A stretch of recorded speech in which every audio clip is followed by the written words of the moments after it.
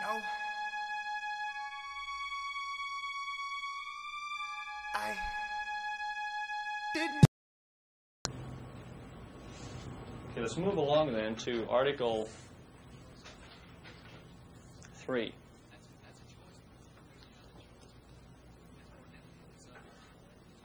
If I am captured, I will continue to resist by all means available. I will make every effort to escape and aid others to escape.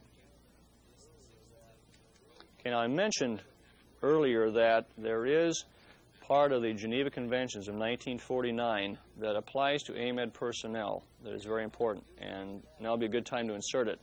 It has to do with our status. If you as a doctor, physician, dentist, I'm sorry the veterinarian officers and enlisted personnel don't qualify for this, but if you are in this kind of situation and are captured, you are protected by a status that is known as retained status, RETAI and ED. And what this means is very important. Two things. One, you are allowed to continue to practice medicine. You are supposed to be allowed to continue to perform the mission for which you were trained, and that is helping people who are sick and wounded. And the second thing is that as soon as your services are no longer required, then you are supposed to be released back to friendly forces. Okay, that's very important. So the exception here is that because of this retained status, you are not allowed to effect an escape attempt because of the fact that you are allowed to treat patients. Now, the question always comes up, what happens if I'm not being treated as a POW? Okay, there was one physician during the Vietnam War that spent 5 years in a North Vietnamese POW camp. He was treated as a POW. He was not allowed to treat patients. Obviously, the Geneva Convention was not being followed. We could get into this. We could discuss that for hours, couldn't we? What kind of status do you find yourself in? If the enemy is treating you as a POW, then your actions might be looked on a little bit differently. Okay? We still have the requirement here as AMED personnel to act as retained persons. But this is something that is going to be an individual type thing if you ever find yourself in that situation. And obviously the last part, I will accept neither parole nor special favors from the enemy, means that we are not allowed to accept anything favor-wise that would give us a better position than our comrades who find themselves in the same situation. This happened a great deal in North Korean POW camps, unfortunately, because of the fact that people did not have the self-discipline to act properly. The North Koreans were able, by psychological indoctrination, to induce them to do things for them, to act as plants within squads to give information to the enemy. And this is one of the reasons why escape attempts were not possible, because there was a plant in each little group of men. These things happen, unfortunately, and it is because of the lack of training and proper discipline that they came about. Any questions or comments? Yes, sir. By carrying a weapon and engaging in active defensive maneuvers, haven't you given us the status? Okay, good question. Major McGuire's question was, by carrying a weapon and being involved in defensive maneuvers, do you give up this right here?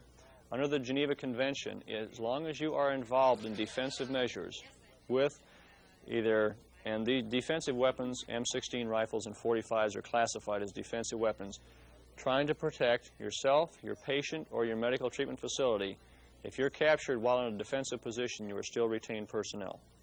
And you fall under that Geneva Convention article there.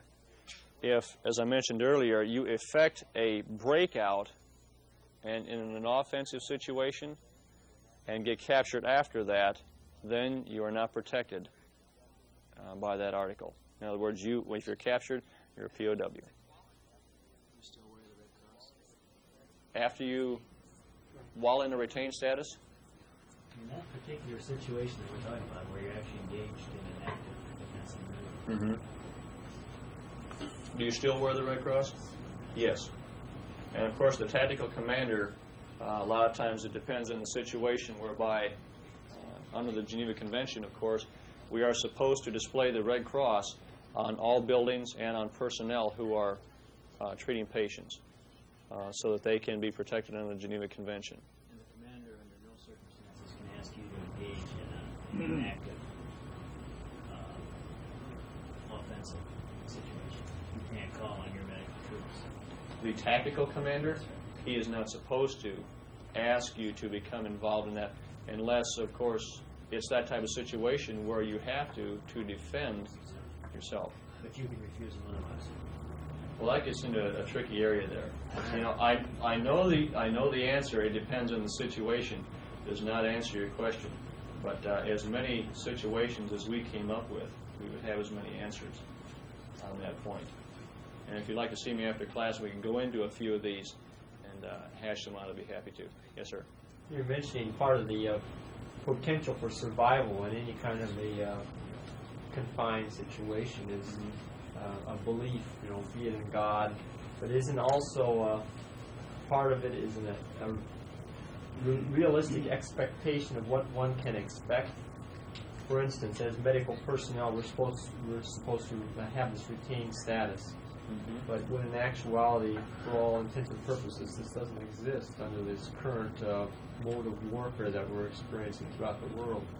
Now, do you think that we are doing ourselves a disservice by telling ourselves that we are going to have these privileges when in fact they probably won't be offered to us?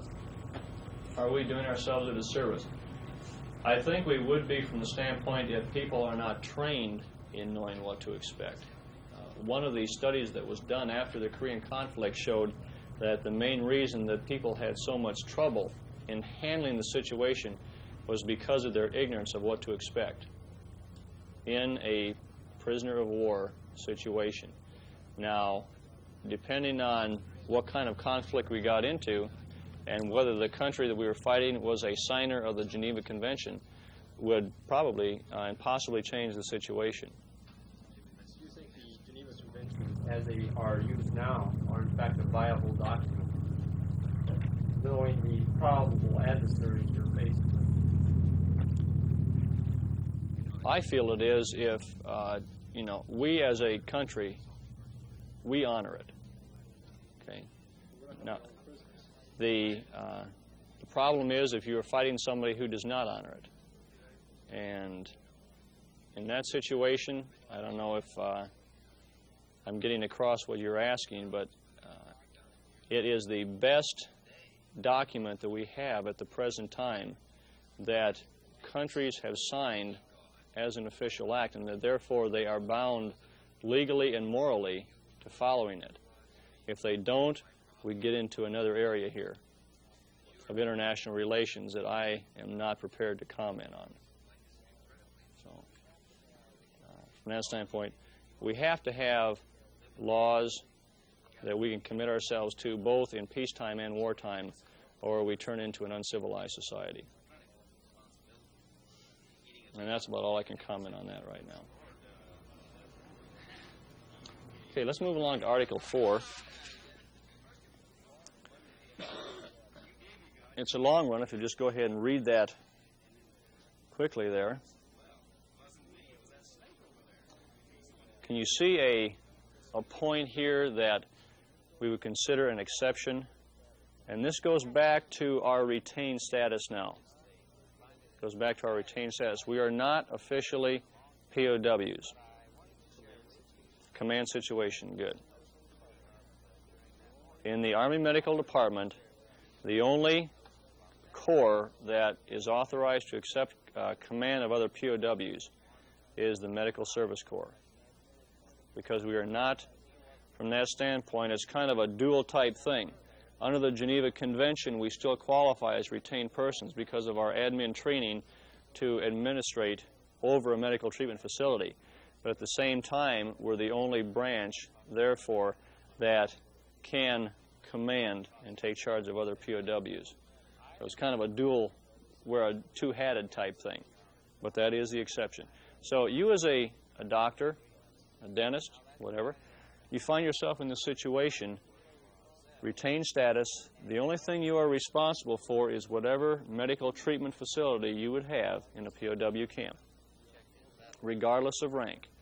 If you have a full colonel, medical corps, who is there treating patients, and the highest ranking officer of another branch, other than the Army Medical Department, is a captain, and that person is in charge.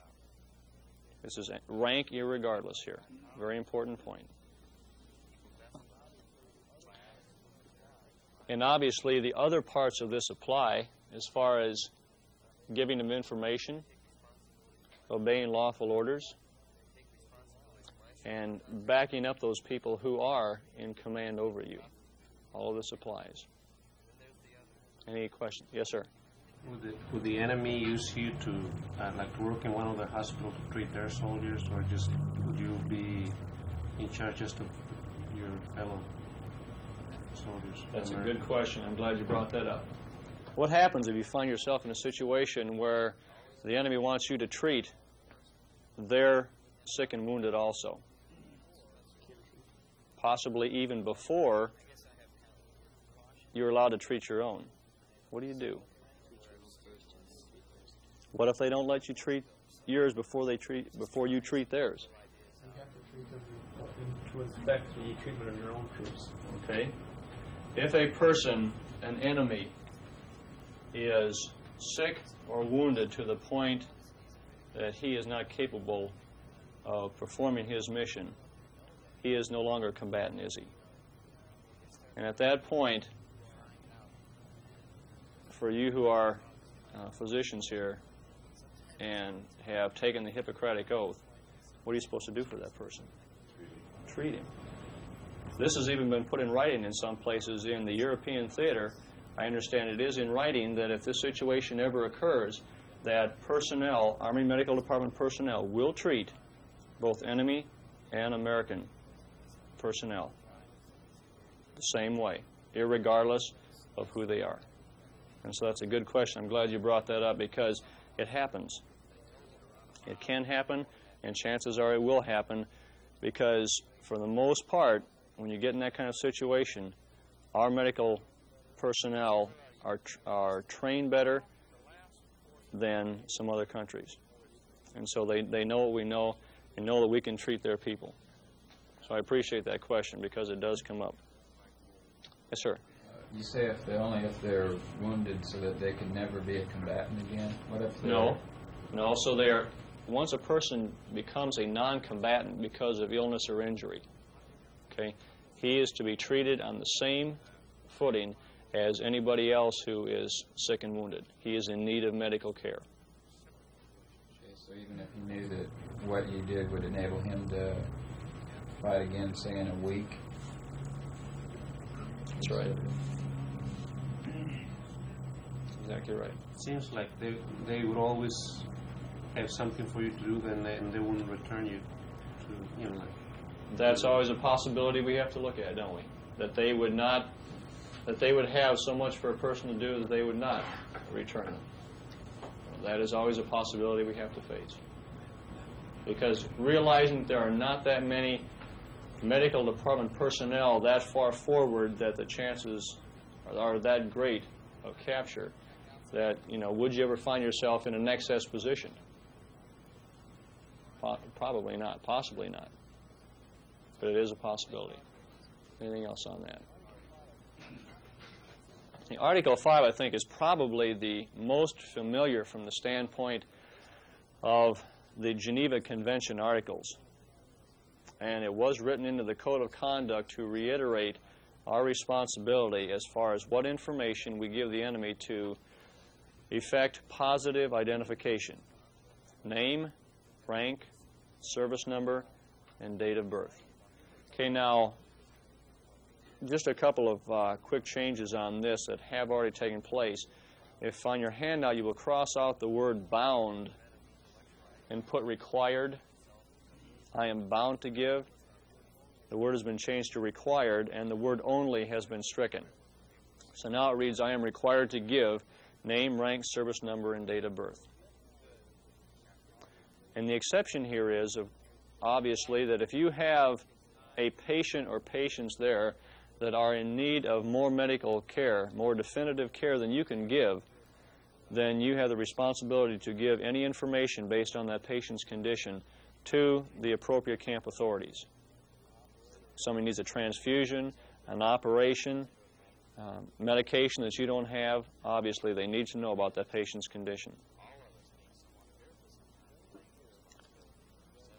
Has anyone here read Commander Bucher's book, My Story?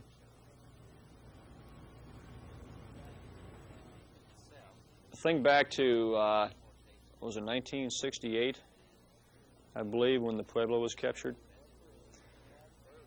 The North Koreans had the vessel. They had all the intelligence gathering equipment in the thing.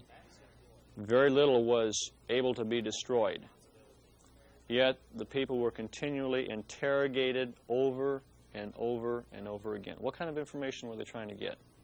Verification. Certain uses of certain stuff. Okay. Verification of what it was used for one thing. What did they use for the most part, the information that they got out of prisoners for? Was it for tactical intelligence?